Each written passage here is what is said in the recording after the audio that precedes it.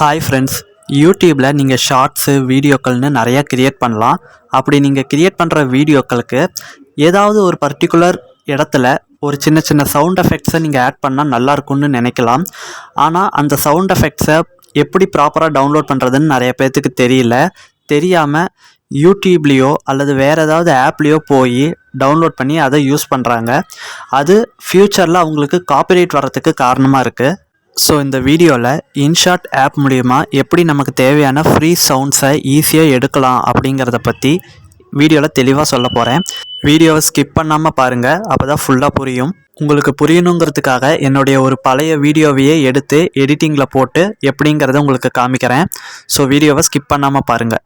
So இப்படி உங்களுடைய video editing செக்ஷனுக்குள்ளே வந்துடுங்க. ஸோ வந்துட்டு இப்படி நீங்கள் ட்ராக் பண்ணிக்கலாம். அதாவது எந்த போர்ஷனில் உங்களுக்கு நீங்கள் எதிர்பார்க்குற அந்த சவுண்ட் எஃபெக்ட் வேணுங்கிறத ஃபஸ்ட்டு ட்ராக் பண்ணிக்கோங்க. ட்ராக் பண்ணிவிட்டு மேலே பார்த்தீங்கன்னா ரெண்டாவதாக மியூசிக்னு ஒரு ஆப்ஷன் இருக்கும். அதை கிளிக் பண்ணுங்கள். அதை கிளிக் பண்ணி ரெண்டாவது ஆப்ஷனாக எஃபெக்ட்ஸ்ன்னு இருக்கும்.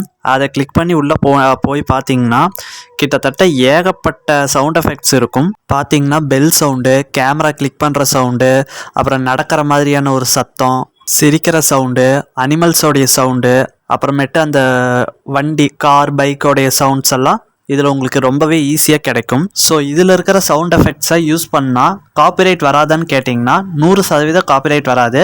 ஏன்னா இதில் இருக்கிற சவுண்ட் எஃபெக்ட்ஸ் எல்லாமே இன்ஷாட்டோடைய ராயல்ட்டி ஃப்ரீயான எஃபெக்ட்ஸ் தான்.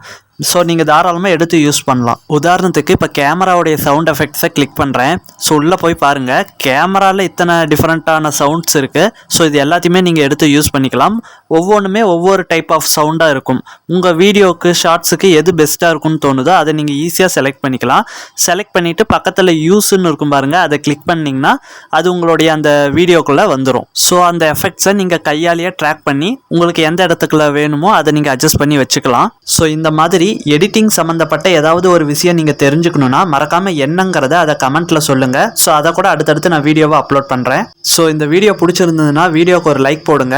யூடியூப் ரிலேட்டடாக வேறு எந்த டவுட் இருந்தாலும் மறக்காமல் கமெண்ட் பண்ணுங்கள். ஸோ அதை அடுத்தடுத்து நான் வீடியோவை அப்லோட் பண்ணிடுறேன். ஸோ அடுத்த ஒரு நல்ல வீடியோவில் சந்திக்கலாம்.